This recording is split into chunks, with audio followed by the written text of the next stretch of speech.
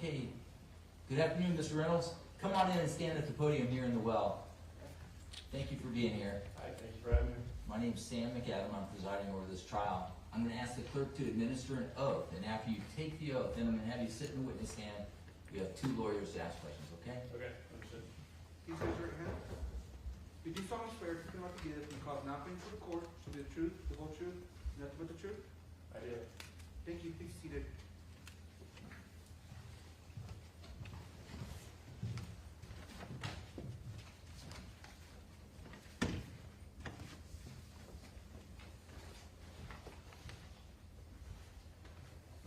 First and last name for the record, and spell them both. My name is Aidan Reynolds. First name spelled A-I-D-A-N. Last name spelled R-E-Y-N-O-L-D-S. Okay, thank you. You don't need to lean into the mic. We're picking you up well. Okay. Okay, perfect. So, Mr. DeMora, direct examination. Thanks, Your Honor. Good afternoon, Mr. Reynolds. Good afternoon. Mr. Reynolds, I wanted to go back to April of 2023. Do you remember where you were on April 27, 2023? Yes. At around 11. Correct. My colleague Ian Halliburton and I were working on a research project involving monitoring bird nests around Davis and other urban areas. That particular morning, we were monitoring a bird near Central Park who was foraging in the northern portion of the park. We were following it southbound through the park when we passed by some benches.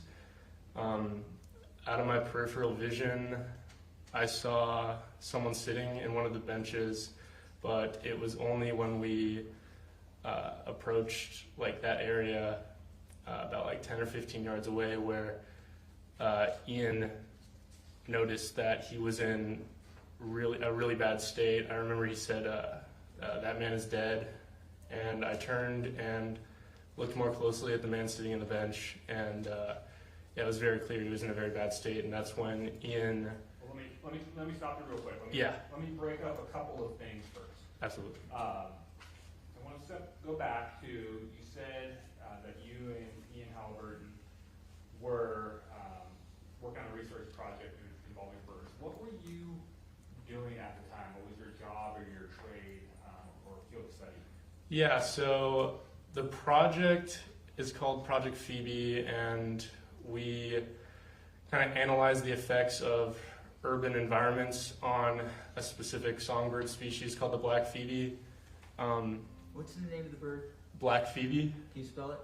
It's B-L-A-C-K P-H-O-E-B-E. Okay, that's for the court report. Thanks. Yeah, and it's a little black songbird. They build mud cup nests on the underside of roofs, so they're very common in urban ecosystems. And so we have a bunch of sites where we monitor those birds and their nests in multiple parks around Davis and Sacramento and Woodland.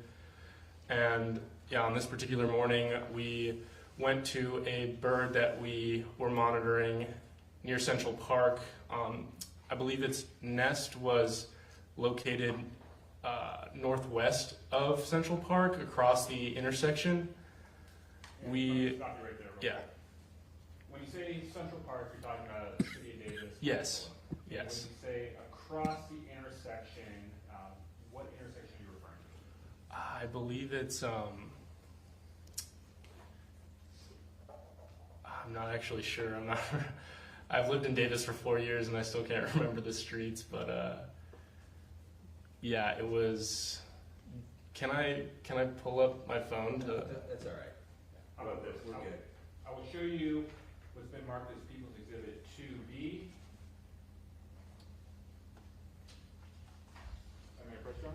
Okay, did you say 2B as in boy? 2 as in boy. Okay, thank you. Mr. Reynolds, I'm showing you People's Exhibit 2B. Are you able to recognize what that is? Yes. And what is that? That is Central Park. I could see the bench where we found David. And you're familiar with this photograph or this overview of Central Park? Yes, I am. Okay, so before we get into too many of the details about this. I'm going to ask you some questions in a little bit. Okay. But the intersection you're referring to, do you see it on here? Yes, it's right here. Okay, and you're pointing to the bottom left corner of this exhibit. Mm-hmm. I'm sorry, that's not an important corner. Yes. Yes. Great, thank you. Now if I can, see if I can get this published with permission from the court. Okay.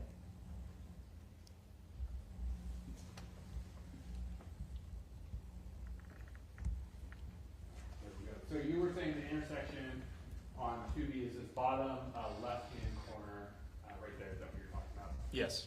Okay, so when you and Mr. Halliburton were tracking this bird,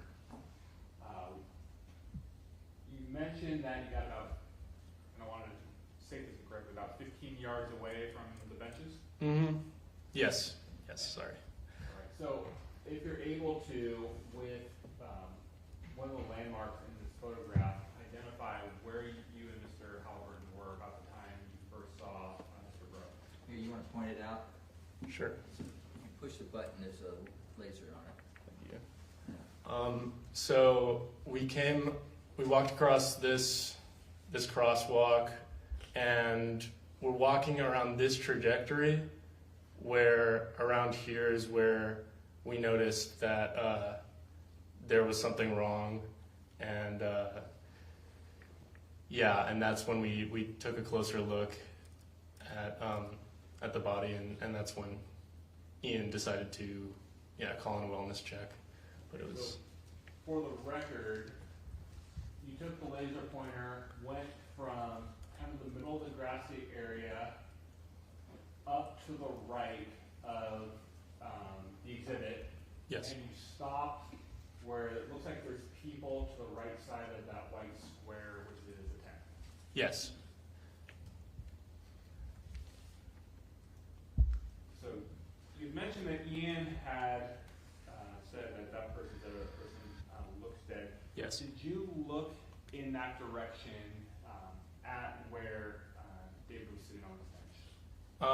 Not before Ian had mentioned that. In my peripheral vision, I did see someone sitting on the bench, but I wasn't looking directly over there. I was focused on the bird that was flying towards the carousel. And that carousel is off to the upper right of. Yes. So when Ian said that, when you heard him say that, what did you do?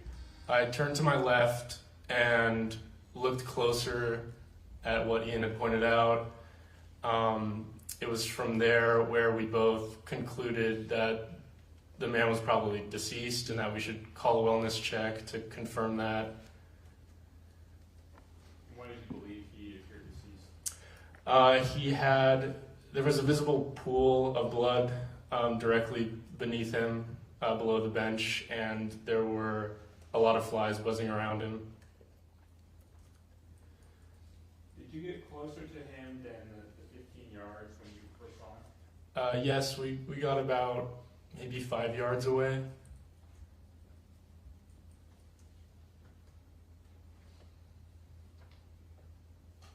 Were there any signs of life, such as movement, gasping for air or breath or words, anything like that? No, none whatsoever.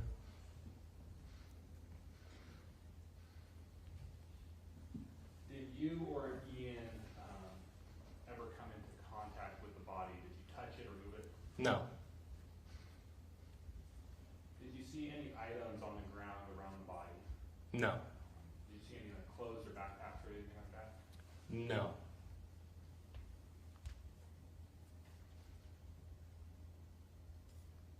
Prior to, and I'm going to step back for a second, when you saw Mr. Breaux, when you saw the body on the bench in your periphery, prior to Ian seeing anything, had there been anything to draw your attention to that body? No, I would say not. Nothing that stood out that drew my attention to the bench, besides the fact that there appeared to be a man sitting on the bench. Did you ever hear any struggle or fight or screaming coming from that direction or that bench? No. Did you see anyone lingering in the areas around that body or that bench? No, I believe there was a meeting with some of the administration of that park. I think in this general area, and there was a man who was approaching us and asked if we were gonna call it in once we told him that the man was dead and that we wanted to call in a wellness check. But that was the only activity in that area besides some families in this playground over here. Right, so the first place you had pointed to where there's that meeting was off to the right of the exhibit. Yes. There's concrete and some benches. And then the playground area, for the record, you indicated was at the upper portion of the exhibit, just along that tree line. Yes.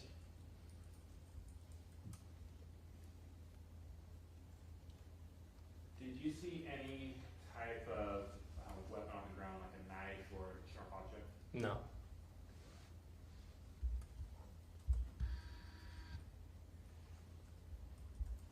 And how long did you and Mr. Halliburton stay in that area? I'd say we waited about 10 minutes for the police, and we waited in the general area for probably another 45 minutes. Okay, just to step back for 1 second. When we started our questioning, you said at 11, and we talked about morning, which is to be clear, we're talking about 11 a.m. on April 27th. Yes. Thank you, sir. No further questions? Thank you. Thank you, Mr. Demora. Mr. Hutchinson, any cross? No, Your Honor. Okay, thank you, counsel. Mr. Reynolds, thank you for making time for me today. Have a great day. Thank you, you as well.